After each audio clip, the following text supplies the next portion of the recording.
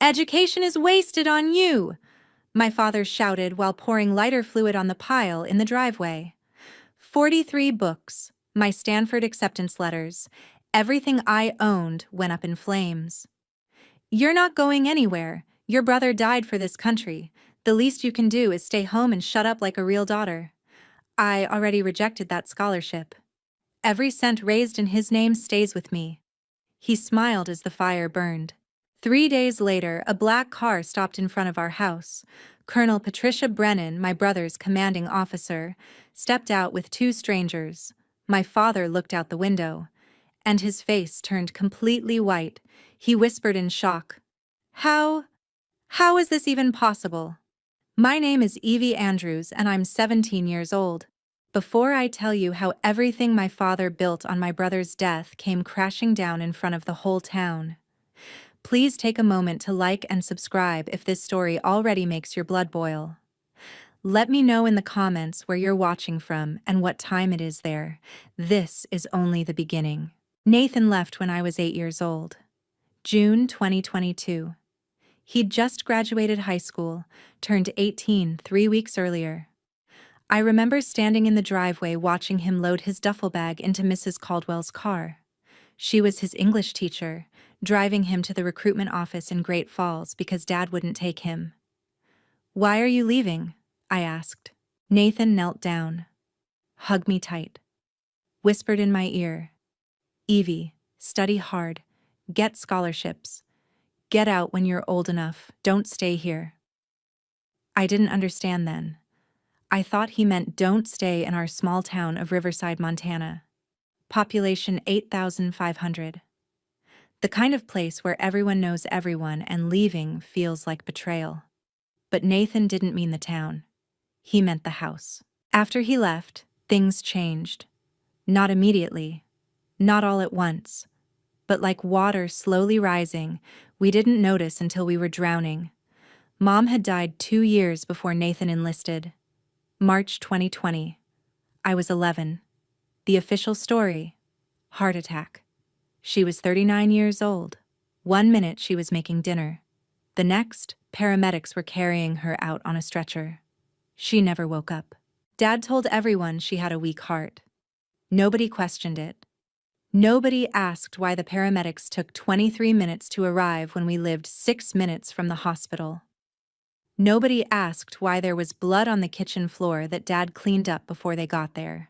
Nobody asked because in Riverside, you don't question a grieving husband. After Mom died, Dad established new rules. No friends over. Homework at the kitchen table where he could watch. No locked doors. No phone privacy. He'd sit across from me while I studied, drinking beer, making comments. "You think you're smart?" he'd say. "Your mother thought she was smart too." He never finished that sentence, never explained what he meant, just let it hang there like a threat. Nathan came home on leave twice. Christmas 2022. Easter 2023. Both times he barely spoke to Dad. He'd take me to the library, buy me books, ask about school. "Are you keeping your grades up?" he'd ask.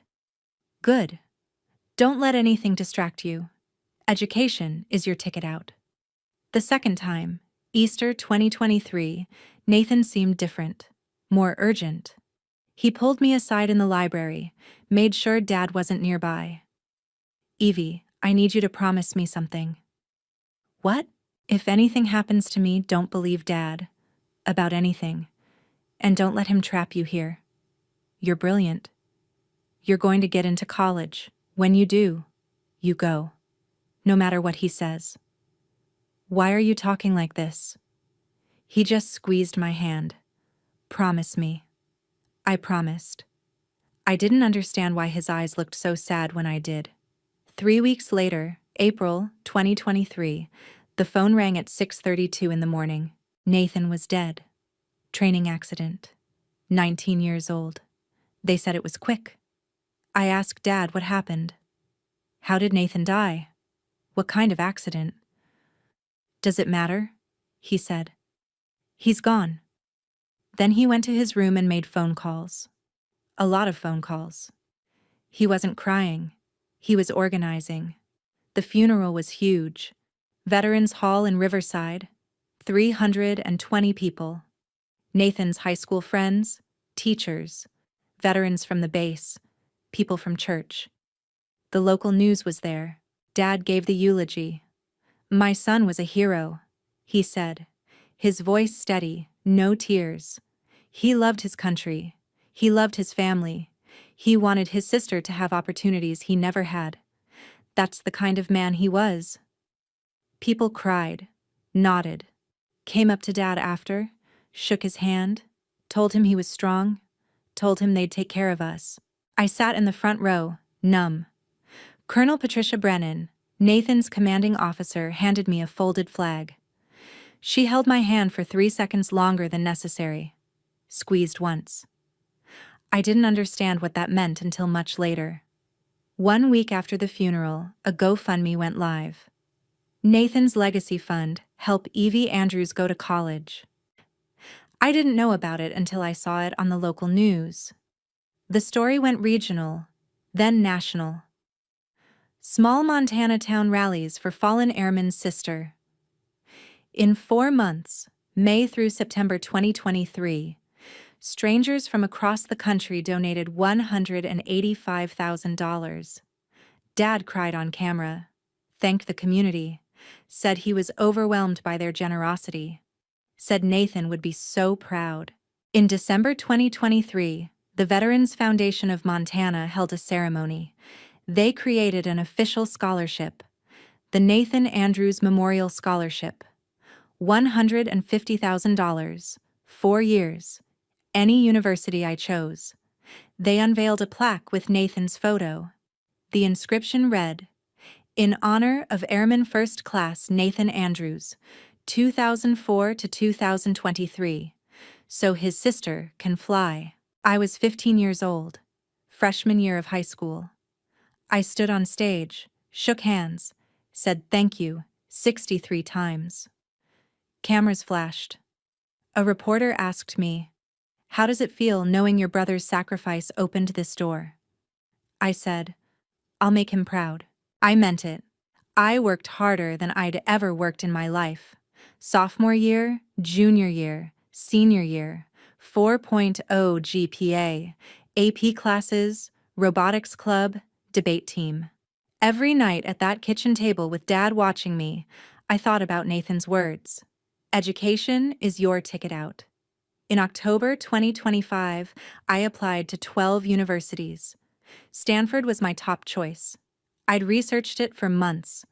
Biomedical engineering program, California, 2 days drive from Montana. Far enough. December 13th, 2025, 4 p.m. Pacific Time, 6 p.m. our time. Early action decisions released. I was in the school library with Mrs. Caldwell sitting beside me. She was the teacher who'd driven Nathan to the recruitment office 3 years earlier. She'd become my mentor. I logged into the portal, hands shaking. "Congratulations. Welcome to Stanford University Class of 2030. I read it 3 times, whispered, "I got in." Mrs. Caldwell hugged me. "Of course you did. Nathan would be so proud." I started crying. First happy tears since Nathan's funeral. The acceptance packet arrived 5 days later. Big envelope. I opened it in my room. Letter, financial aid information, welcome materials, Stanford t-shirt. I put it on, looked in the mirror, thought, this is real. I'm leaving. Dad came home from work, saw the envelope on the kitchen table, read the letter. Face unreadable. Stanford, California. "Yes. The scholarship covers everything?" "Nathan's scholarship?" "California's far. It's a great school. We'll talk about it later." He walked away. I felt cold. Over the next 2 months, 11 more acceptances came. MIT, Caltech, Duke. Every school I applied to. 12 for 12. The school made an announcement at senior assembly. Standing ovation from 420 students. That night, Dad didn't say congratulations. He said, All those schools want you because of Nathan, because of his story, because people feel sorry for you. Don't forget that. I went to my room, stared at the Stanford poster on my wall, counted days. 289 days until I leave. I can survive 289 days. In January, the scholarship board called. Evie, congratulations on Stanford. We need you and your father to come sign enrollment forms. Just a formality. Can you both come in next week? I told Dad. He said he was busy at work. Told me to go sign my portion, he'd come by later. I went January 8th. Signed everything. The secretary, Mrs. Pritchett, smiled.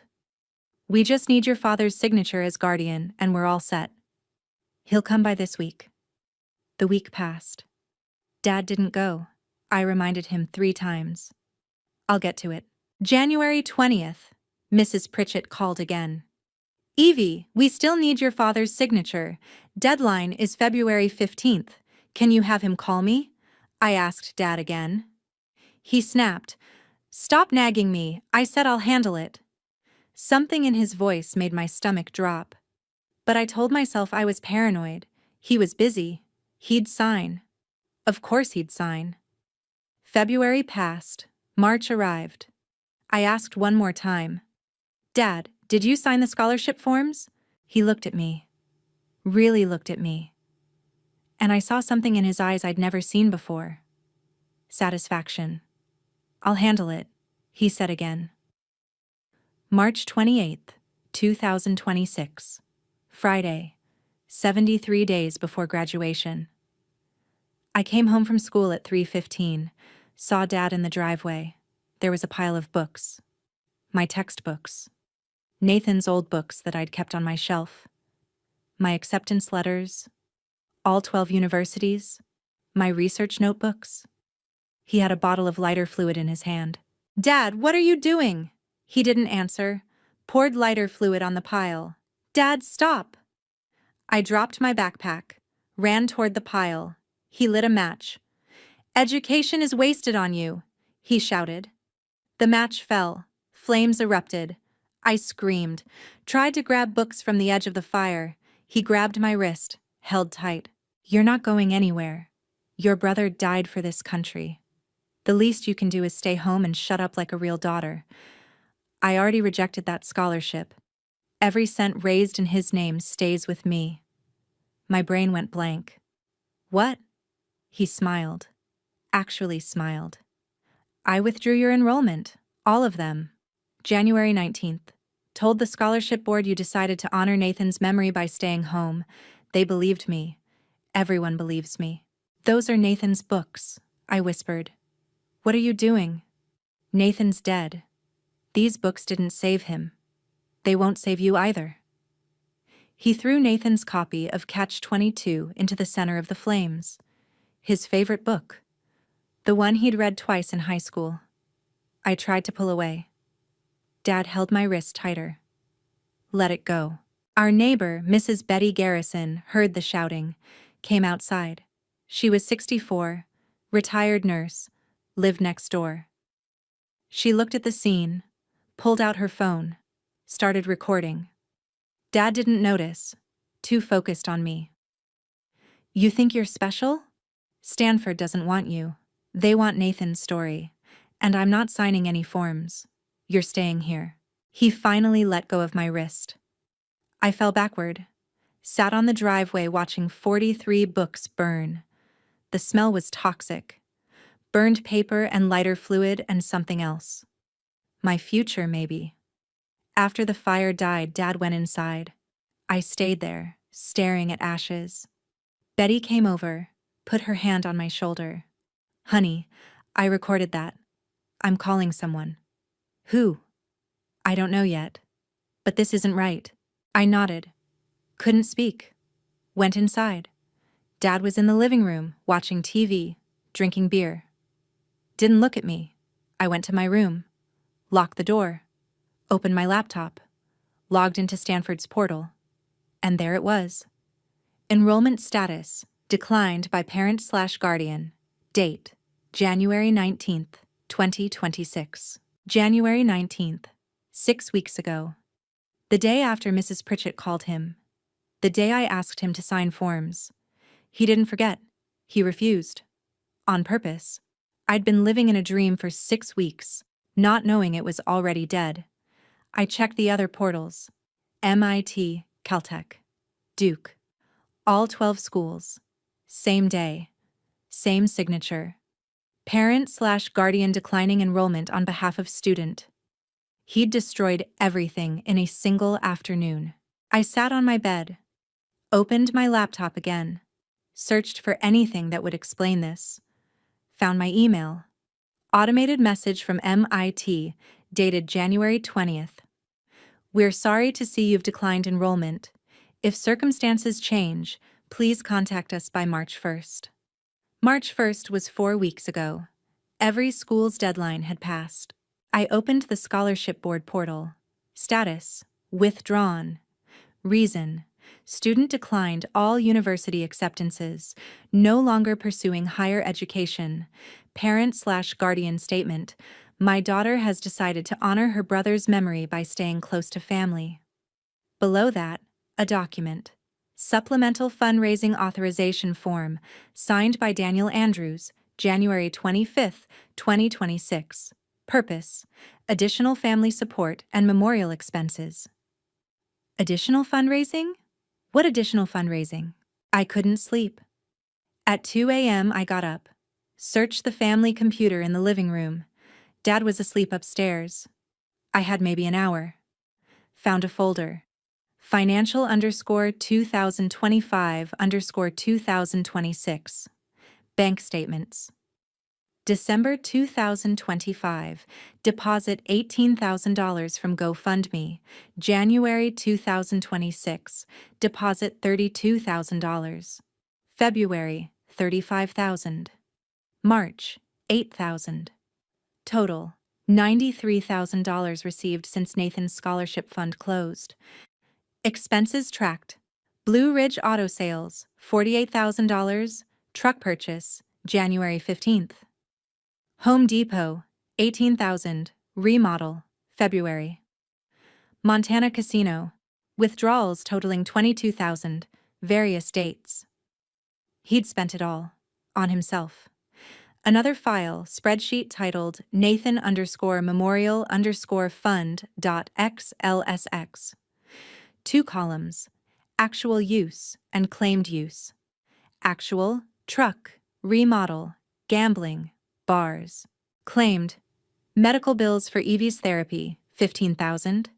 Nathan's memorial bench at Veterans Park, $8,000. Family grief counseling, $6,000. Emergency home repairs, $9,000. All lies. I never had therapy.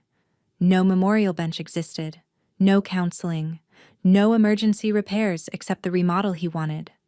I kept searching. Found Dad's old phone in a desk drawer. He'd upgraded in January, left this one behind. I powered it on. Text messages. January 19th to Mrs. Pritchett. Hi Donna, Dan Andrews here. Need to inform you Evie has decided not to pursue Stanford or any universities at this time. She's overwhelmed with grief and wants to stay close to home. Please withdraw her scholarship application. I'll come by to sign forms this week. Thank you. Mrs. Pritchett's response. Dan, I'm so sorry to hear this. Are you sure? Evie seemed very excited when she signed her portion. Should we speak with her directly? His response? No need. She's very emotional right now. I'm her father. This is our family decision. I'll be by Friday to finalize. Another text chain. January 20th. To someone named Kyle. Bar friend, based on context. Just pulled her enrollment. Stanford's out. She's staying home. Told the board she's too broken up about Nathan. They bought it.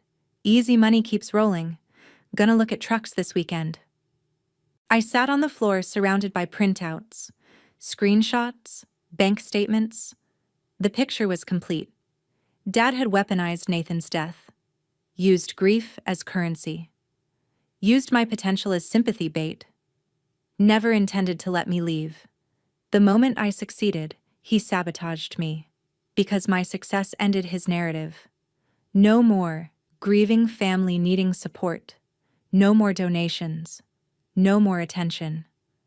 I had to stay trapped for his story to continue. I heard footsteps upstairs. Dad getting up. I quickly shut everything down, went to my room. My phone buzzed. Text from Mrs. Caldwell. Evie, I need to see you Monday. 7 a.m. before school. Important. Don't tell your father. I stared at the message, deleted it. Dad was standing in my doorway. What are you doing up? Couldn't sleep. He stared at me. You better not be causing problems. I won't tolerate disrespect in this house. I'm not. Good. He walked away. I thought, Monday, Mrs. Caldwell, 7 a.m. Whatever she knows, I need to know too. Monday morning, March 31st. I arrived at school at 6:45, Mrs. Caldwell's classroom. Door closed. She was already there, coffee made. Sit down, Evie, we need to talk. I sat. I've been your teacher since sophomore year. I've watched you work harder than any student I've taught in 20 years. I know how much Stanford meant to you. So when you stopped talking about it in February, I got worried. Then on Friday, Betty Garrison called me. She lives next door to you. She sent me a video. Mrs. Caldwell played it on her laptop. 90 seconds. Dad pouring lighter fluid. Lighting fire. Me trying to save Nathan's book. His words, education is wasted on you. I already rejected that scholarship. Every cent raised in his name stays with me. Clear audio. Clear visual. I watched. Started shaking. Evie. Mrs. Caldwell's voice was gentle. Did you actually decline Stanford, or did your father do it without your consent? I broke. Cried. Couldn't stop. He did it. January 19th. I didn't know until 3 days ago. Mrs. Caldwell didn't waste time. I'm calling the scholarship board, Stanford, and your guidance counselor. Today. This is not okay. But he's my father. He has legal guardianship. Educational neglect is a form of abuse, and fraud is fraud. She paused. Nathan was my student too. Junior year of high school, spring 2022, right before he enlisted. He wrote an essay for me, about family. It was concerning. I flagged it with the counselor, but Nathan turned 18 2 weeks later and left for the Air Force. I always wondered if I should have done more. Her voice broke slightly. I'm not going to make that mistake with you. That afternoon, Mrs. Caldwell made 6 phone calls. Veterans Foundation Scholarship Board, Stanford Admissions, Montana Department of Family Services, School Principal, Guidance Counselor, Montana Legal Services for free legal aid. At 7 p.m., my phone rang. Unknown number. Is this Evie Andrews? This is Lieutenant Colonel Patricia Brennan. I was your brother Nathan's commanding officer. Your teacher, Mrs. Caldwell, contacted me today. We need to talk. Can you meet me tomorrow? My heart stopped. Why? Because Nathan filed something with me before he died, and I think you need to see it. Tuesday, April 1st. I met Colonel Brennan at a coffee shop in Great Falls. Neutral territory. She was in civilian clothes but carried herself like military. Brought a file folder. Evie, Nathan came to me in May 2022, 1 month before he enlisted. He was still in high school, but he'd already signed his delayed entry contract. He said, "Ma'am, if anything happens to me, I need you to make sure my sister gets this letter. Don't give it to my father. Only to Evie." I asked why. He said, "My father isn't who people think he is, and Evie's going to need proof someday." She handed me an envelope. Military postage, sealed. Nathan's handwriting. For Evie, only Evie. My hands shook. I couldn't open it there. Too public. Too raw. "There's more," Colonel Brennan said. "Nathan also filed a report with me. Unofficial. About your mother's death. Nothing I could legally act on while he was alive. But now, with your teacher's report and what I'm hearing about scholarship fraud, I'm reopening it." She looked at me directly. "Evie, your mother didn't die of a heart attack." The world tilted. That night, I locked my door. Read Nathan's letter. 3 pages. Handwritten. Dated May 15th, 2022. "Dear Evie, if you're reading this, either I'm dead or you're finally free. I need you to know the truth about our family. Dad killed Mom. Not directly, but he might as well have. March 17th, 2020. I was home on spring break. They fought in the kitchen. I heard yelling. Came down. Saw Dad shove Mom. She fell backward. Hit her head on the corner of the kitchen counter. There was blood. She was unconscious. I screamed at him to call 911. He said, "She's fine. She's just being dramatic. She'll wake up." 20 minutes passed. She didn't wake up. I called 911 myself. Paramedics came. She never regained consciousness. Died in the hospital 3 hours later. Autopsy said heart attack. But I saw what happened. The head trauma caused the cardiac event. Dad told police they'd been talking. She felt dizzy, collapsed. He lied. I was 17. Nobody believed me. After she died, I couldn't stay in that house. I enlisted as soon as I turned 18. I haven't been back except for holidays. And every time, I see you trapped the way Mom was trapped.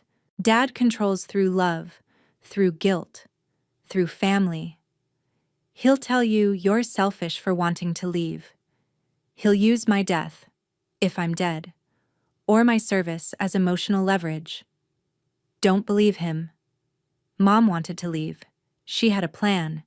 She'd saved $8,000, hid it in her sewing box in the attic.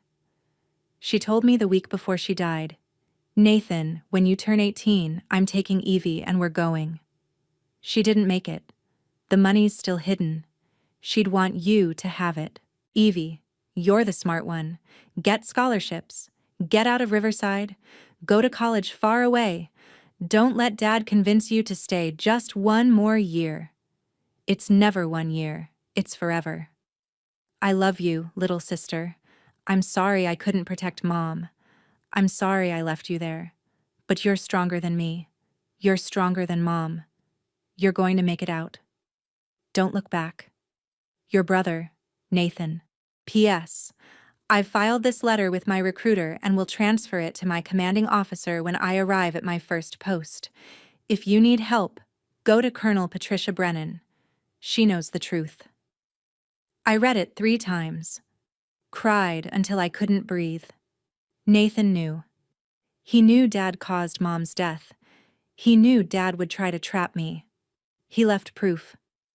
3 years after his death, Nathan was still protecting me. Wednesday morning, April 2nd. Mrs. Caldwell pulled me aside between classes. "The scholarship board reviewed your father's file yesterday. They found major discrepancies. He's raised an additional $78,000 since January, claiming it's for your education and Nathan's memorial. None of it was reported to the foundation. They're contacting the Montana Attorney General's office." What does that mean? It means your father committed fraud, and they're taking it seriously. That afternoon, Calvin Hutchins, the scholarship board director, called a meeting with church leadership. Pastor Timothy Walsh was there. They reviewed the numbers together. Dan said the February fundraiser was for Evie's therapy and medical bills. Pastor Walsh said, "We raised $48,000 at church alone." Calvin showed him bank records. Not 1 cent went to therapy, or medical bills, or any of the purposes claimed. The pastor's face went white. By evening, the state had assigned an investigator. By midnight, Colonel Brennan was on a plane to Montana. Thursday, April 3rd, 4 p.m.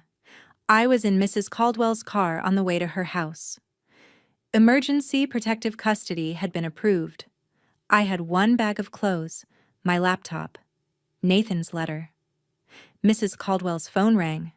She put it on speaker. "Mrs. Caldwell, this is Calvin Hutchins. Tell Evie we're taking action. April 6th is Nathan's third annual memorial service.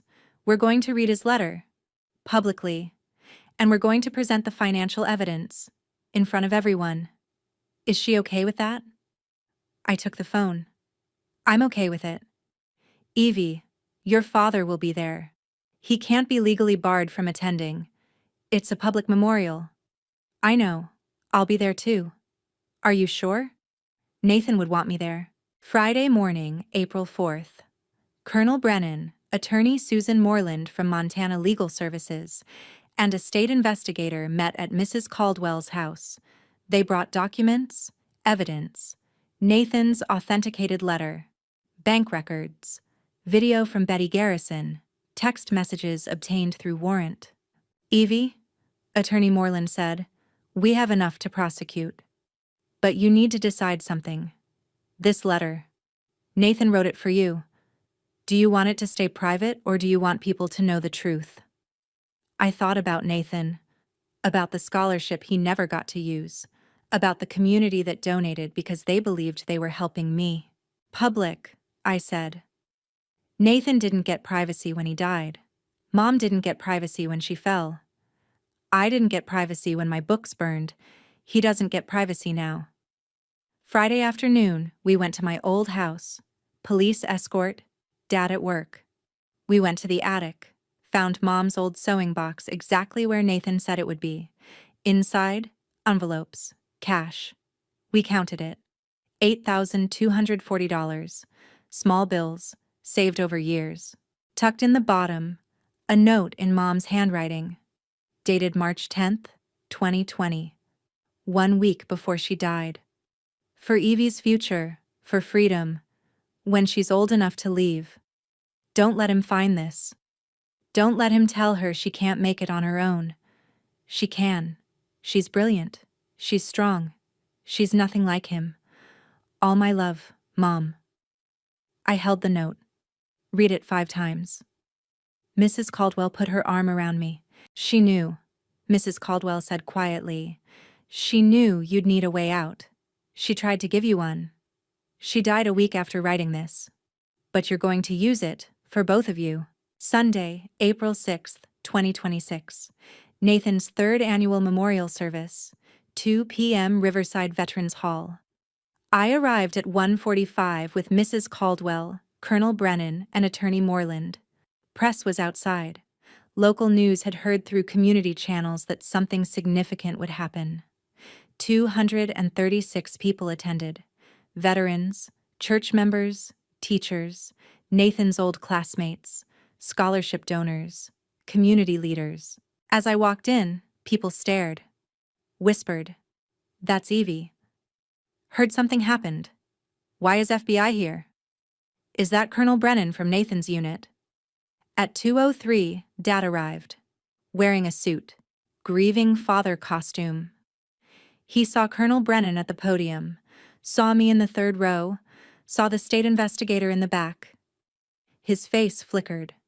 Confusion, then fear. He sat in the front row, alone. Nobody sat near him. The service began normally. Pastor Walsh gave an opening prayer, slideshow of Nathan's photos, childhood, high school football, Air Force uniform, smiling, background music. It felt routine, annual ritual. Calvin Hutchins spoke next. We gather today, as we have for 3 years, to remember Nathan Andrews, Airman First Class, son, brother, hero. His sacrifice reminds us that freedom isn't free. His legacy lives on in this community's love and support for his family. Today, we have an important update about the scholarship and Nathan's true wishes. Colonel Patricia Brennan, Nathan's commanding officer, will address us. Colonel Brennan walked to the podium, placed a folder down, looked directly at Dad. "Thank you for being here. What I'm about to share is difficult. But Nathan left instructions, and I'm following them. 3 years ago, Airman Andrews filed documents with me. He asked me to share them at the right time. That time is now." She opened the folder. In May 2022, 14 months before his death, Nathan wrote a letter to his sister Evie. He gave it to me for safekeeping. He said, give it to her when she needs it most. With Evie's permission, I'm going to read portions of it now. The room went silent. Dad's hands gripped the armrests. Colonel Brennan read, slowly, clearly. Dear Evie, if you're reading this, either I'm dead or you're finally free. I need you to know the truth about our family. She read about Mom's death, about Dad shoving her, about the 20-minute delay, about the lies to police. She read about Dad's control, about the trapped feeling, about Nathan's escape through enlistment.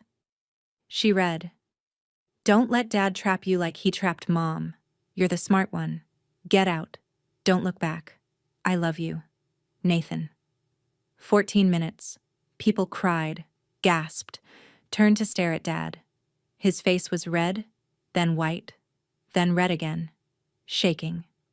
He stood up. This is slander. Colonel Brennan didn't flinch. Sit down, Mr. Andrews, or you'll be removed. This is Nathan's memorial. You don't control it anymore. The state investigator moved closer. Dad sat back down. Colonel Brennan folded the letter. That was Nathan's voice, his truth. The question is, why are we only hearing it now? Why didn't Nathan's sister get to Stanford like he wanted? Let me show you. Calvin Hutchins joined her at the podium. A projector screen lowered. PowerPoint began. Slide 1. Total raised in Nathan's name, 2023 to 2026, $263,000. Slide 2. Scholarship fund held in trust, $150,000, intact. Slide 3. Distributed to Daniel Andrews, $113,000. Slide 4. Purpose claimed, medical, therapy, memorial expenses. Slide 5. Photos. Receipts. Truck purchase $48,000. Casino withdrawals $22,000. Home remodel $18,000. Slide 6. Amount spent on Evie or Nathan's memorial $0. Gasps throughout the room. Someone started crying. Calvin spoke. Many of you donated. You gave from your hearts. You believed you were helping Nathan's sister go to college. You believed Daniel Andrews when he said Evie chose to stay home. That was a lie. He pulled up an email, projected it on the screen. From Dad to the Scholarship Board, January 19th. Evie decided to honor Nathan by staying close to family. Then, text messages to Kyle. Easy money keeps rolling. Pulled her enrollment, she's staying home. Then, Betty Garrison's video. 90 seconds. Books burning. Dad's voice. Education is wasted on you. I already rejected that scholarship. Every cent stays with me. The room erupted. Voices overlapping. Dad stood again. You can't do this. This is... Sit. Down.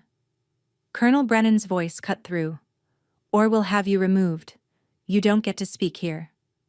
He sat, hands covering his face. Calvin continued. The Scholarship Board filed a formal complaint with the Montana Attorney General 3 days ago. An investigation is underway. Daniel Andrews faces multiple criminal charges including charity fraud and educational interference. The scholarship fund that you created, the $150,000 held by our foundation, is still intact. And Evie Andrews is going to use it. She's going to Stanford in the fall. Applause. Scattered at first. Then building. People standing. Before we close, Calvin said, Evie would like to say something. I stood, walked to the podium. 236 people watching. Cameras rolling, hands shaking but voice steady. My name is Evie Andrews. I'm Nathan's sister. I'm 17 years old. 3 years ago, my brother died. You all showed up for him. For our family. You raised money. You created a scholarship. You thought you were helping me. I want you to know, your generosity wasn't wasted. The scholarship fund you created, the $150,000 held by the Veterans Foundation, is still intact. I'm going to use it. I'm going to Stanford. That's Nathan's real legacy. But I also want you to know, my father lied to you. He lied about me. He lied about Nathan. He took your donations and spent them on himself. He withdrew my college enrollment without telling me. He burned my books and told me education was wasted on me. He did all of this while standing in front of you, accepting awards, giving speeches about sacrifice and family. Nathan knew. Before he died, he warned me. He told me not to let my father trap me. He left me a letter. Colonel Brennan just read it. That letter saved my life. I'm not telling you this for revenge. I'm telling you because Nathan's story deserves truth. His legacy deserves truth. And all of you who gave deserve truth. My father didn't honor Nathan. He weaponized him. He turned my brother's death into a business. But Nathan's real legacy isn't money. It's this. He taught me that love means setting people free, not trapping them. He taught me that family can be chosen, not just blood. And he taught me that education is the way out. I'm going to Stanford. I'm going to live the life Nathan wanted me to live, and I'm going to honor him by being free. Thank you for loving my brother. Thank you for trying to help me. I hope you can forgive my father someday. I'm not there yet. But I'm going to be okay. Nathan made sure of that. Silence for 3 seconds. Then, standing ovation. 236 people on their feet. Crying. Clapping. Colonel Brennan hugged me, Dad still sitting, head in hands. From the back of the room, an older veteran stood. Mr. Jack Thornton, 68. Served Vietnam. Daniel Andrews. His voice cut through the noise. Room quieted. You dishonored your son? You dishonored this uniform. You dishonored every person in this room. We're taking back Nathan's legacy from you. Starting now. The meeting turned into an impromptu community forum. People stood and spoke. I gave $500. I'm on disability. That was a month's bills. You spent it on a truck? Nathan was my student. He was brilliant and broken. I should have seen it. Pastor Tim, we need to audit every church fundraiser. This can't happen again. I lost my son in Iraq. When I gave to Nathan's fund, I thought I was preventing another mother's pain. Daniel, you're a disgrace. Pastor Walsh stood. On behalf of Riverside Community Church, I apologize. We enabled this. We didn't verify. We trusted blindly. We're implementing new oversight immediately, and we're personally refunding every donor who asks. Dad tried to speak. I only wanted Jack Thornton. Shut up. You don't get to talk anymore. You had 3 years. You lied every time. Dad looked at me. I looked back. No anger, no fear. Just done. He walked out. Door closed. Nobody followed. After he left, the meeting continued 45 more minutes. Calvin announced, Evie's scholarship is fully reinstated.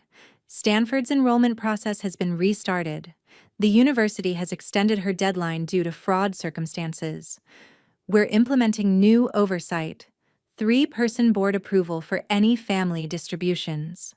Annual public financial reports. And Nathan's letter will be permanently displayed here at Veterans Hall, with Evie's permission, so his truth is never forgotten again. 236 people became witnesses. Local news broadcast the story that night. Regional news picked it up Monday. By Wednesday, national outlets covered it. Teen exposes father's fraud using dead brother's letter. Small Montana town rallies after scholarship scandal. As people left, dozens approached me. Hugs, tears, apologies, promises of support. Mrs. Betty Garrison, the neighbor who'd filmed the burning. Honey, I wish I'd called someone sooner. You called when it mattered. Thank you. The last person to approach was Nathan's old platoon mate from basic training. He'd driven 8 hours from Wyoming. Nathan talked about you in basic. Said you were the reason he kept going through the hard days. Said you were brilliant. Said he was going to make sure you got out. He was right. You're a fighter. Monday, April 7th. Montana Attorney General filed formal charges against Daniel Andrews. 3 counts. 2 counts charity fraud, 1 count educational interference elevated to felony due to financial fraud nexus. Press conference. AG spokesperson? Daniel Andrews exploited his community's generosity and his son's military service for personal gain. He deliberately interfered with his daughter's education to maintain access to charitable funds. These crimes carry significant penalties. Separate investigation. Montana State Police reopened Rachel Andrews' death case. Warrant issued to exhume her body. Nathan's testimony from the letter plus the hospital's internal report, noting head trauma, created probable cause for involuntary manslaughter investigation. By May, Dad's attorney approached the AG with a plea deal. Plead guilty to 2 counts charity fraud, 1 count educational interference. Sentencing recommendation: 18 months jail, 5 years probation, $113,000 restitution to donors and scholarship fund, mandatory therapy. Attorney Moreland consulted me. I had victim input rights. Evie, they're offering a deal. Avoids trial. Guarantees jail time and restitution. Your call. Will I have to see him? Not if you don't want to. Restraining order stays in place. And Stanford? You're enrolled. Moving forward. This doesn't affect that. Then I don't care what he gets. I just want it over. The AG accepted the plea deal. Sentencing scheduled June 15th. But the involuntary manslaughter investigation continued separately. No plea offer on that charge yet, pending forensics. While the criminal case proceeded, civil action started. Veterans Foundation sued Daniel Andrews for return of funds. Church filed a civil complaint. Individual donors organized a class action. Court ordered full restitution. Dad's house went up for sale. $95,000 owed on mortgage, worth $185,000. Equity would cover most restitution. Truck repossessed. Wages garnished 25% for 10 years if restitution wasn't fully paid. An unexpected thing happened. Retired Colonel James Keller, who'd served with Nathan's unit in a previous deployment, donated $50,000 to the scholarship fund anonymously. When reporters found out and asked him why, he said, "Nathan's courage and Evie's strength deserve support. Period." Other donations followed. By summer 2026, Nathan Andrews' Memorial Scholarship grew to $280,000 endowment, enough for me, plus future recipients. June 15th, 2026. Sentencing hearing. I didn't attend. I was in California, visiting Stanford campus, preparing for fall. I sent a victim impact statement to be read by Attorney Moreland. Your Honor, my name is Evie Andrews. I'm the victim in this case, though I don't like that word. Victim implies helplessness. I'm not helpless. Not anymore. My father stole my scholarship, burned my books, and lied to an entire community. But he didn't steal my future, because my brother Nathan left me a way out. And because good people, teachers, veterans, lawyers, strangers, chose to believe me and help me. I don't know what the right punishment is for what my father did. I'm not here to ask for leniency or harshness. I'm here to say, I'm moving forward. I'm going to Stanford. I'm going to honor Nathan by living free. And I hope my father someday understands that love doesn't trap people, it sets them free. I forgive him not for his sake, but for mine. Because carrying anger would only trap me again. And I'm done being trapped. The judge sentenced him to 18 months county jail, 5 years probation, full restitution, mandatory therapy, permanent no-contact order with me. The judge said, "Mr. Andrews, you exploited your son's death, betrayed your daughter's trust, and defrauded your community. Your son tried to protect his sister even beyond the grave. That shows more character than you've demonstrated in this courtroom. As Dad was led away, a reporter asked, "Do you have anything to say to Evie?" He paused. I thought I was protecting her. From what? He had no answer. In August 2026, the exhumation and additional autopsy completed. Medical examiners report blunt force trauma to head consistent with fall. Subdural hematoma led to cardiac arrest. Death ruled homicide by assault. Montana AG filed additional charge. Involuntary manslaughter in the death of Rachel Andrews. No plea deal offered. Trial scheduled for spring 2027. I received a call from the detective. "Miss Andrews, we have enough evidence to prosecute. We need to know, are you willing to testify about family dynamics? Nathan's letter? Pattern of abuse?" "Yes, but not until summer 2027. I need my first year of college. I need to heal first." "We can work with that timeline." Before I left for Stanford, I visited Mom's grave. New headstone, paid for by the Community Fund. Rachel Elizabeth Andrews, 1981 to 2020. Beloved mother. She wanted us to fly. I placed flowers, whispered, "I'm using the money. I'm going. Nathan and I, we both made it out. I love you, Mom." The summer before Stanford was about healing. I lived with Mrs. Caldwell, worked part-time at the library, attended therapy twice a week, paid by Montana Victims Compensation Fund, slowly learned to breathe. My therapist, Dr. Laura Finch, asked in our first session, "What do you want to work on?" "I want to figure out how to be happy without guilt, how to succeed without feeling like I'm betraying people I lost, how to just be Evie, not Evie who survived." We worked on it, twice a week, for 12 weeks. I created a ritual. Every Sunday morning, I wrote a letter to Nathan. Never sent them. Just wrote. Told him about Stanford prep, about therapy, about small joys, good coffee, sunset, Mrs. Caldwell's cat doing something funny. By the end of summer, I had 12 letters. I kept them in a box with his original letter. My own archive. Late July, my Stanford welcome kit arrived.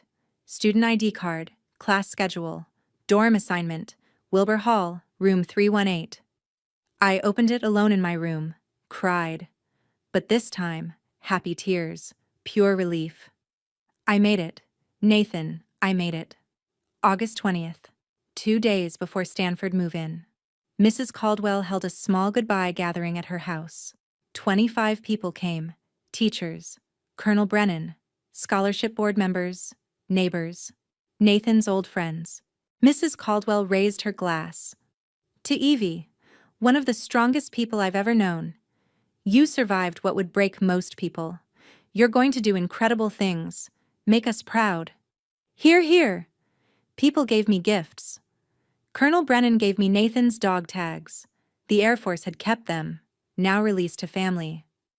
"He'd want you to have these." Calvin Hutchins gave me a framed photo of Nathan in uniform plus the scholarship certificate. "For your dorm room." Betty Garrison gave me $500 cash. "For coffee money. College kids need coffee." Pastor Timothy gave me a handwritten apology and the church directory. "We failed you, but we're here if you need us." Nathan's high school girlfriend Jenna gave me a photo album from his senior year.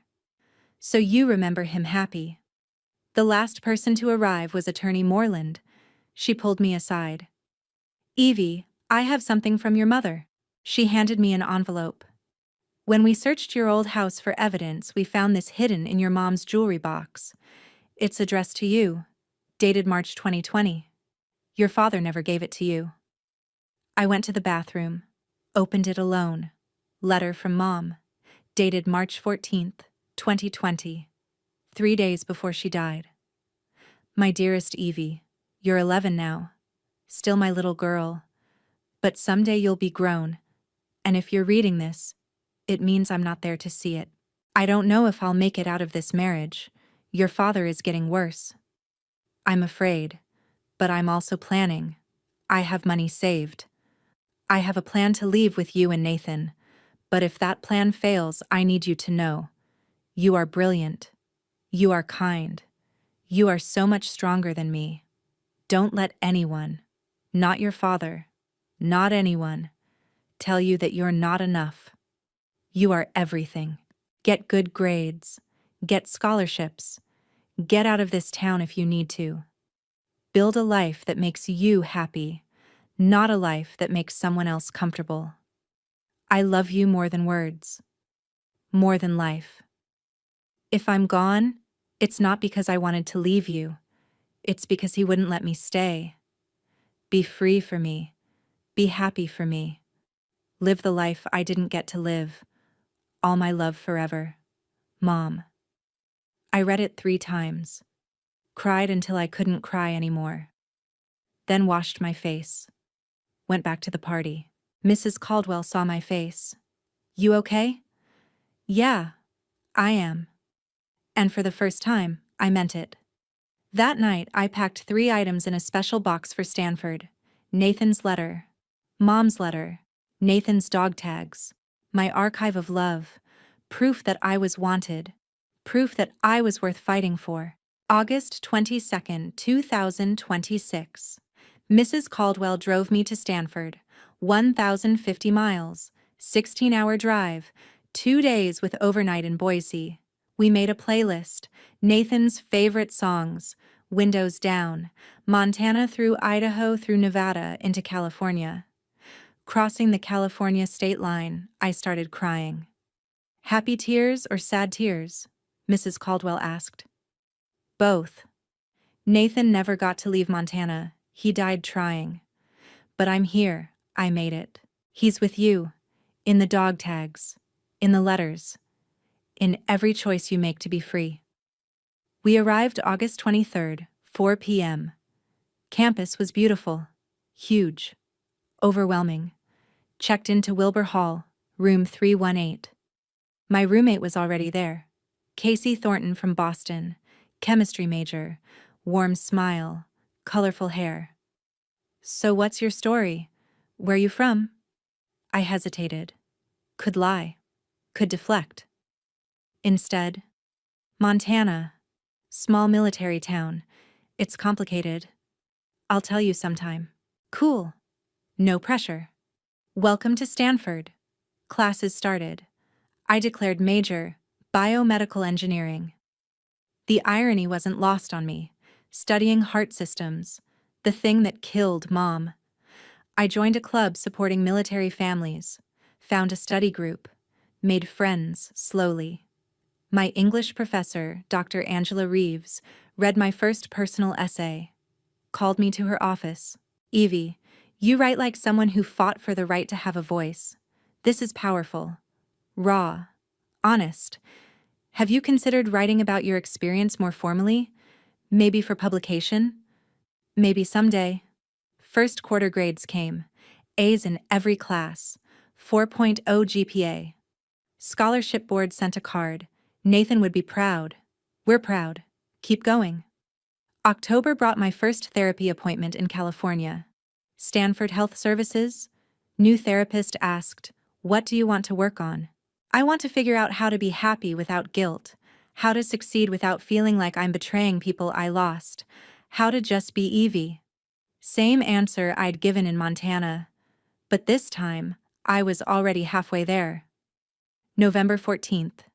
Nathan's birthday. He would have turned 23. I took the day off classes, drove to the Pacific Coast, 45 minutes from Stanford. Sat on the beach, wrote letter number 18. Dear Nathan, happy birthday. You'd be 23. You'd probably have made sergeant by now. You'd probably be stationed somewhere far away. Maybe we'd FaceTime and you'd complain about military food and I'd tell you about organic chemistry. I'm at Stanford. First quarter almost done. Straight A's. Made some friends. Casey's cool. She's from Boston. Loud. Funny. Reminds me a little of you. I joined a group that supports military families. Told them about you. They said you sounded like a good brother. I miss you. Every day. But I'm okay. I'm actually okay. You did it. You saved me. Your letter, your planning, your love, it worked. I got out. I hope wherever you are, you know that. I hope you're proud. I hope you're free. I'm living for both of us now. Love, Evie. I burned the letter on the beach, in a designated fire pit, watched smoke rise, felt like prayer, like connection, like closure and continuation at once. Walking back to my car, my phone buzzed. Text from Mrs. Caldwell. Thinking of you today, Nathan would be so proud. Call if you need. Love you, kiddo. I smiled. Replied, love you too. I'm okay. Really okay. And I was. It's been 18 months since the memorial service, since the black car, since everything exploded. Here's where things are. My father served 18 months in jail, got out last month, on probation. The involuntary manslaughter case went to trial this spring. Jury convicted. Additional 5 years. He's back in prison now. I didn't attend the trial. I sent a statement. That was enough. The scholarship fund is still active. I graduated Stanford in May 2030, summa cum laude, biomedical engineering. I'm starting a PhD program at MIT this fall. The Nathan Andrews Memorial Scholarship now supports 3 students every year. Nathan's legacy is real. It's helping people. Mrs. Caldwell is still teaching. We talk every week. She calls herself my bonus mom. I call her that too. Colonel Brennan retired from the Air Force. She wrote a book about military families and trauma. I wrote the foreword. I'm in therapy. Still. Probably always will be. And that's okay. I don't talk to my father. Maybe someday. Maybe never. I don't owe him forgiveness, but I've forgiven him for me. So I don't carry the weight. If you're watching this and you're trapped by family, by guilt, by someone else's version of love, I want you to know you can leave. It won't be easy. It might take years. It might take help from people you haven't met yet. But you can leave. Nathan used to say, some people trap you with hate. Others trap you with love. Either way, it's still a cage. He died fighting for his freedom and mine. I'm living proof that the cage can break. Family isn't who shares your blood. Family is who wants you free. And if you're alone right now, if you're the only one fighting for your freedom, then fight anyway. Be your own family. Save yourself. No one else can do it for you. But you don't have to do it alone. That's my story. That's Nathan's story. That's how I survived the man who was supposed to protect me. If this resonated with you, if you've been trapped, if you've fought for freedom, if you're still fighting, leave a comment. Tell me you're here. You don't have to share your story if you're not ready. Just, I'm here. That's enough. I read every comment. This community reads every comment. You're not alone. Subscribe if you want more stories like this. Real stories. Survival stories. Stories about people who were told they weren't worth educating, weren't worth believing, weren't worth saving, and proved everyone wrong. And if you need help right now, National Domestic Violence Hotline, 1-800-799-7233. Child Protective Services. Call 911 or your state hotline. Teacher, counselor, coach, friend's parent. Tell someone. Today. Not tomorrow. Nathan left me a letter. It saved my life. If you don't have a Nathan, be your own Nathan. Write your own letter. Make your own plan. Get out.